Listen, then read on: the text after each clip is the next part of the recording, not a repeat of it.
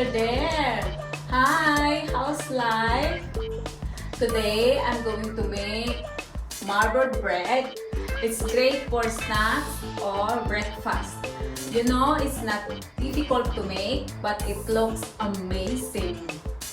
Impress your friend with this one. Let's go! Mix 125 ml warm milk and 1 sachet of yeast. Put 500 grams plain flour into your mixing bowl. In this bowl, add 75 grams sugar and 1 teaspoon salt. Pour in your yeast mixture. Mix to fully incorporate the sugar and salt. Add 3 eggs and continue mixing. Add 70 grams of melted butter and mix.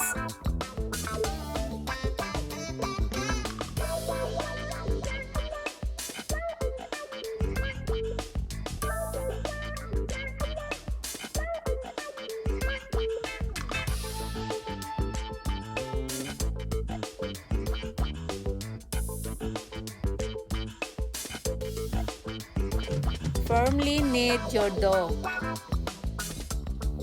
Continue kneading until dough is smooth.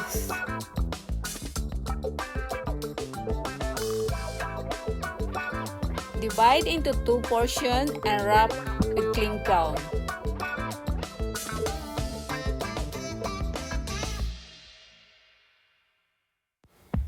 Put in freezer for 20 minutes to firm up the dough. Break up 200 grams dark chocolate.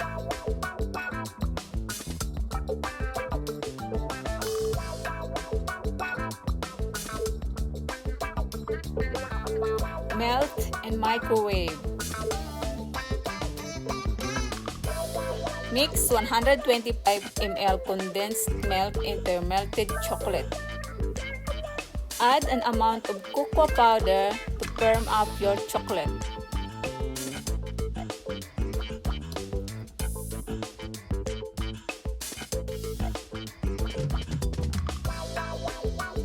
Chop up pistachio nuts, then set aside for later.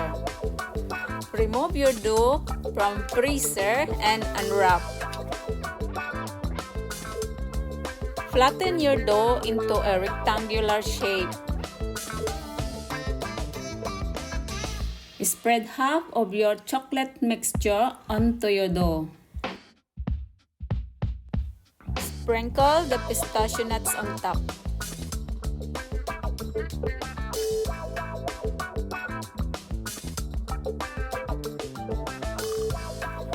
Roll up your dough and seal the ends.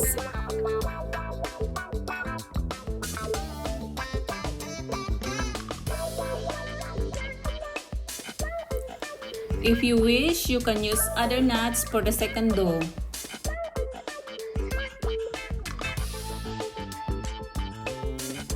Cut the dough into equal halves.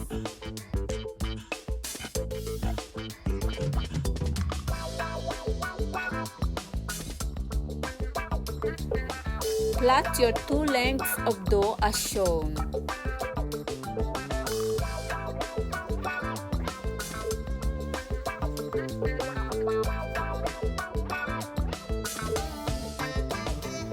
Squeeze so it will fit into your baking tin.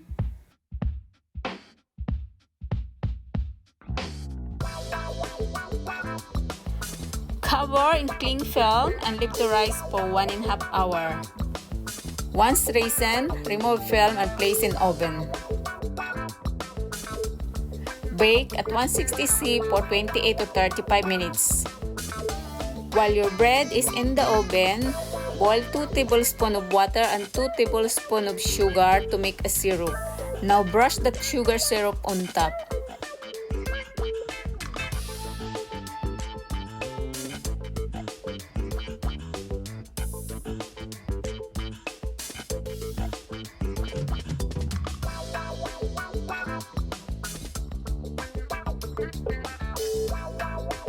Thank you.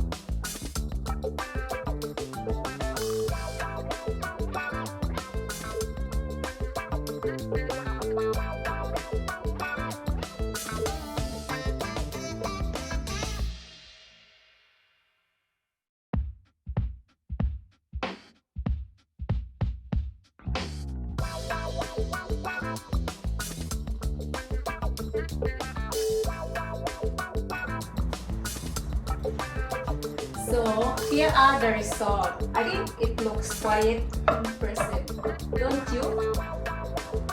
Okay, unlike the last two recipes, it's not quite as simple, but it was well worth the effort.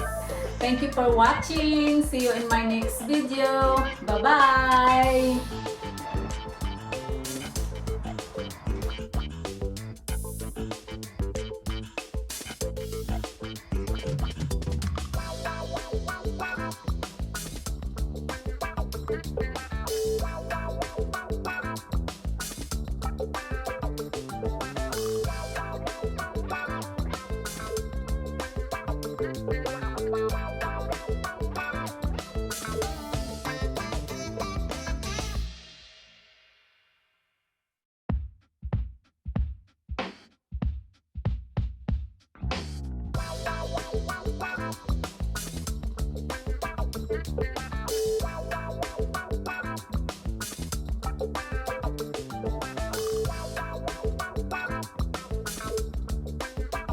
Bye.